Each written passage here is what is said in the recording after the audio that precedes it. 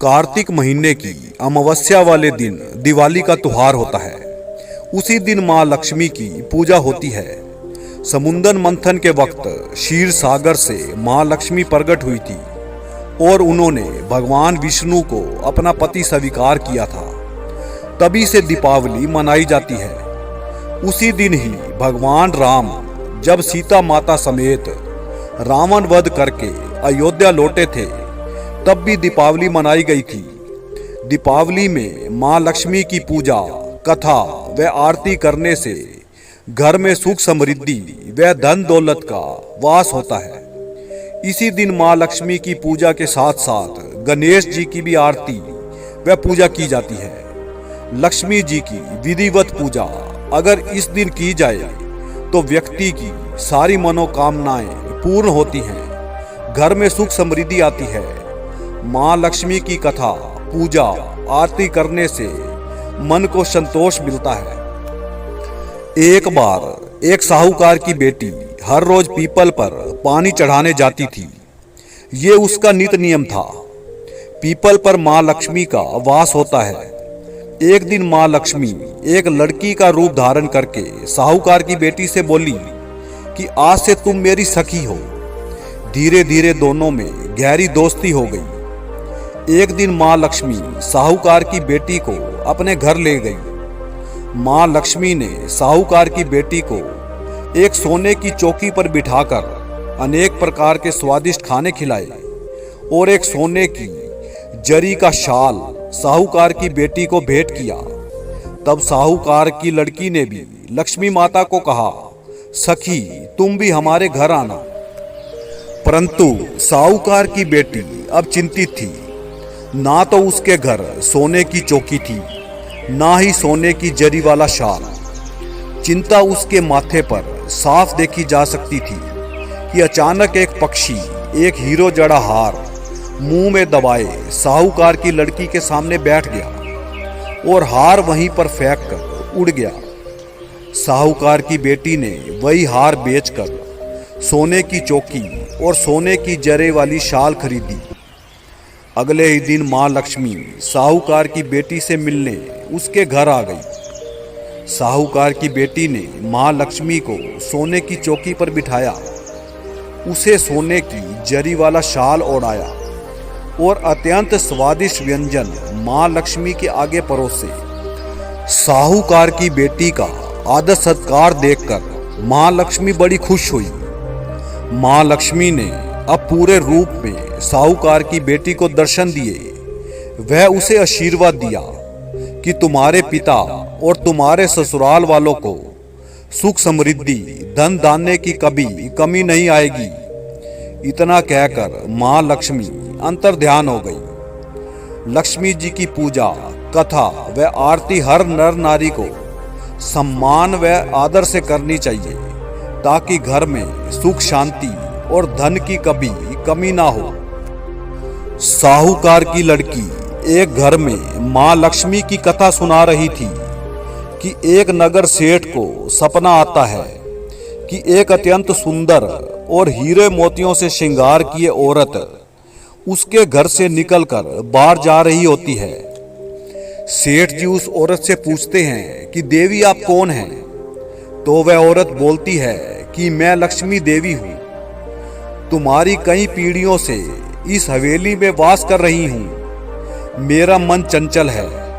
अब मैं ये स्थान छोड़कर दूसरे स्थान पर जा रही हूँ, परंतु मैं आपकी सेवा से अत्यंत प्रसन्न हूँ। आप मुझसे एक वरदान मांग सकते हैं। मैं जाते जाते आपको एक वरदान दे देती हूँ, मांगो।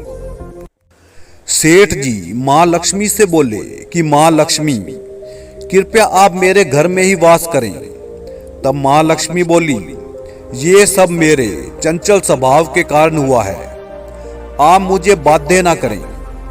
एक वरदान जल्दी से मांग लें। तब सेठ जी बोले कि मेरे घर 4 बहुएं हैं। मेरे लड़के दूसरे शहरों में व्यापार के लिए गए हैं। मैं कल अपनी 4 बहुओं से विचार विमर्श करके आपसे एक वरदान मांग लूंगा। कृपया कल तक की मुझे मोहलत दें, सुबह सेठ जी ने अपना रात वाला सपना चारों बहुओं को सुनाया तो पहली बोली, बहुत सा अन्न मांग लो, अन्न बेचकर खूब पैसा कमाओ। दूसरी बोली, अन्न को तो कीड़े पड़ जाते हैं, कुछ और मांगना। तीसरी बोली, हीरे जवाहरात मांग लो, खूब सारा पैसा मांगो। पर चौथी बोली कि अगर आप हीरा मोती पैसा मांगोगे तो आपके सारे बच्चे बुरी आदतों का शिकार हो सकते हैं। कृपया आप माँ लक्ष्मी से मांगें कि इस घर में बड़ों की इज्जत, अतिथि सत्कार व ईश्वर की पूजा होती रहे।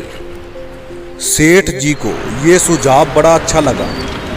दूसरे दिन जब माँ लक्ष्मी सेठ जी के सपने में आई और बोली, मेरे जाने से पहले एक वर मांगो, तो सेठ जी हाथ जोड़कर माँ लक्ष्मी के सामने खड़े हो गए और बोले, माँ लक्ष्मी, मुझे ये आशीर्वाद दें कि इस घर में हमेशा बड़ों की इज्जत, अतिथि सत्कार व ईश्वर की पूजा होती रहे।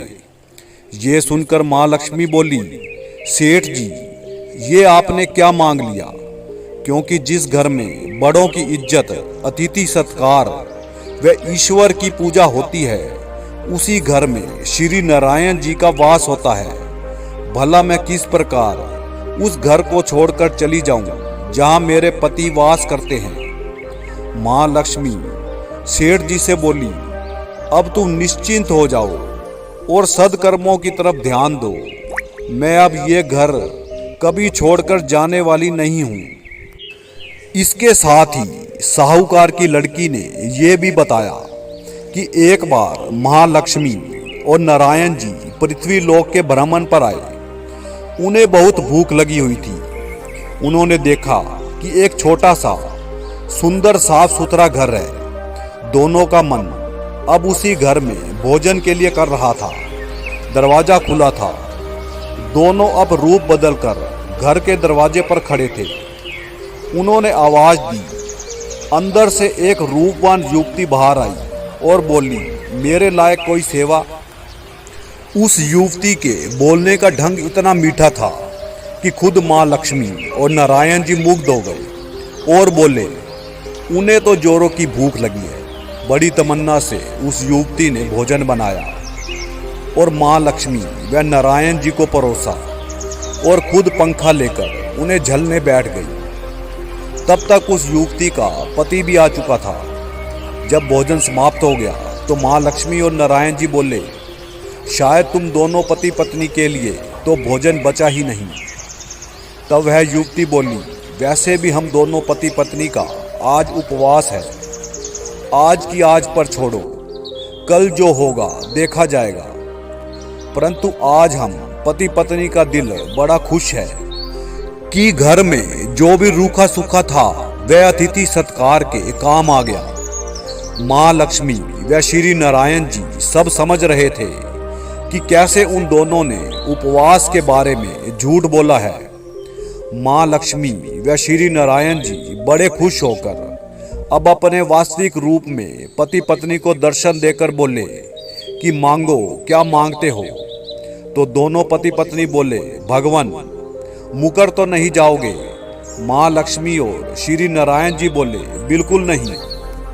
तब हाथ जोड़कर दोनों पति पत्नी बोले कि हमें युगों युगों तक अपनी भक्ति का आशीर्वाद देकर जाएं, क्योंकि अपना गुजारा तो हम हर जन्म में मेहनत करके कर लेंगे, परंतु आपकी भक्ति का आशीर्वाद कहाँ से लाएंगे? दोनों पति पत्नी के शुभ विचारों के आगे माँ लक्ष्मी और श्री नारायण जी नतमस्तक थे। माँ लक्ष्मी व श्री नारायण जी ने दोनों पति पत्नी को अपनी छाती से लगाकर आशीर्वाद दिया। माँ लक्ष्मी जी की पूजा व अर्चना जिस घर में होती है, वह घर समस्त सांसारिक अड़चनों व ऋण से हमेशा मुक्त रहता है। पूर्ण विश्वास व उत्साह से जो भी परिवार माँ लक्ष्मी जी की पूजा आरती करता है, उस पर माँ लक्ष्मी व श्री नारायण जी की कृपा सदैव रहती है। इसलिए माँ लक्ष्मी जी की कथा के बाद माँ लक्ष्मी जी के आगे हाथ जोड़कर ये प्रार्थना जरूर करें मैं परिवार समेत माँ लक्ष्मी जी तुम्हें हाथ जोड़कर शुद्ध चित होकर प्रार्थना करता हूँ कि ऋण, रोग, बाधाएं, गरीबी, पाप, अकाल मृत्यु एवं समस्त मानसिक ताप आदि नष्ट करने के लिए आप हमेशा मेरे घर निवास करें, जिससे मैं और मेरा परिवार सर्वदा सुख भोगे। जय लक्ष्मी माता, जय लक्ष्मी माता, तेरी सदा ही जय। माँ लक्ष्मी जी की ये कथा जो परिवार सुबह शाम रात सुनता है, उनके घर में कभी गरीबी, अकाल मृत्यु दस्तक नहीं देती। आप सब भी इस कथा को सुबह शाम रात जब भी आपका दिल चाहे सुने और लाभ उठाएं।